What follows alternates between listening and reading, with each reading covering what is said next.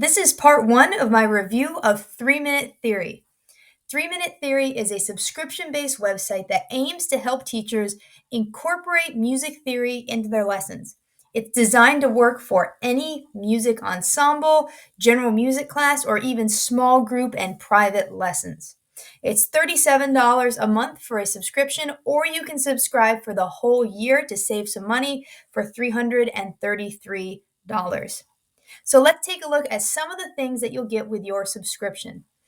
This is the home page that you'll see when you log in. And as you scroll down, the first thing that you come to are these downloads. I would recommend you download these right away because these are some resources that are very important as you use this program with your students.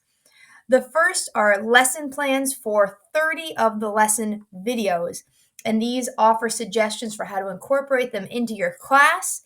There are some activity suggestions, and the big thing with these lesson plans is they include the music standards that are in each lesson. And so if you're someone who has to account for the standards that you're including in your curriculum, they have done the work for you in these files. So you'll want to make sure that you download and review those.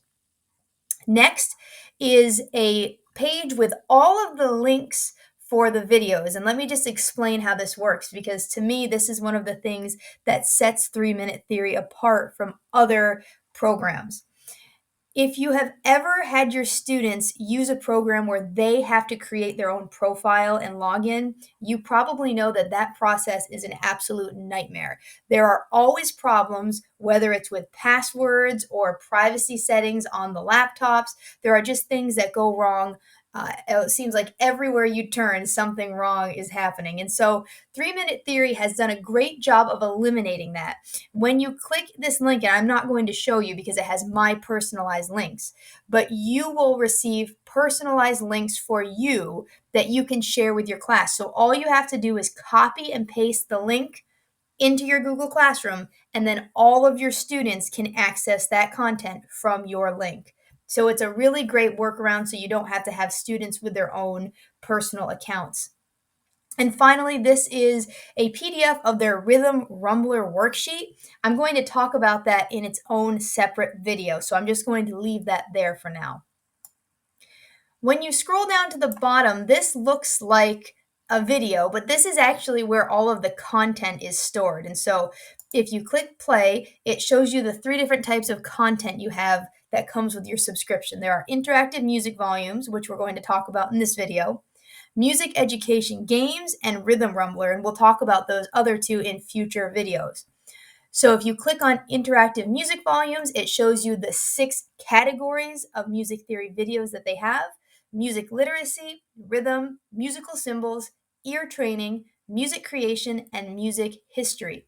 Each one of these volumes has 10 lesson videos that go under each category. And so if I click the first one, here are my 10 lessons, and each one will take you to the lesson video. So I'm going to select one. Let's do chapter 2, measures, systems, and following your part. It will open up the video in a new tab. Now, this always starts with 3 review questions, and I'm going to be totally honest. Sometimes on my computer, the review questions don't always work perfectly, but I don't want to fault 3 Minute Theory for that because a lot of times school computers have some issues with settings and things. I think it probably has to do with that or maybe the browser I'm using, but let's see if this will work. Always skip them up here if you don't want to do them. It looks like it's working though. How many lines make up one musical staff? Of course, the answer is 5, so we're going to find 5. This is a great way to get students thinking right up front. And he then gives a little explanation and answer. I'm not playing the sound on the video. I don't want to give away too much of the content. Here's my second question. What is another name for the bass clef? So we're looking for F clef. Let's see here. Here we go. And sometimes when you're right, there's some confetti, which is cool. Now, this is sort of like a choose your own adventure style video because if you selected the wrong answer, it would bring you to a different video explaining why you were incorrect. Okay, and last but not least, which clef is usually used for higher pitched instruments and voices? That would be treble clef. once it pops up here. And these worked well today, so I spoke too soon. Sometimes I've had a hard time, but they're working really well right now. Okay, so once they're done explaining that, then they get into the video. Of course, you can tell by the name of the company that the videos are 3 minutes long. This makes it really easy to incorporate these into your curriculum because at the beginning of a rehearsal, you could watch one of these. You could assign one for homework. It would be a really quick and easy homework assignment for students. And so it's not too much. It's a really small contained unit, which makes it easier to incorporate into what you're already doing. If I just scroll through, you can see he does a lot of illustrations and um, uses real music examples. And so there's a lot of great content in these videos. So that's everything that you'll find with this first section, these lesson videos. If you come back next time, I'm going to give you a preview of some of the games. And then in part 3, we are going to talk about the rhythm rumbler.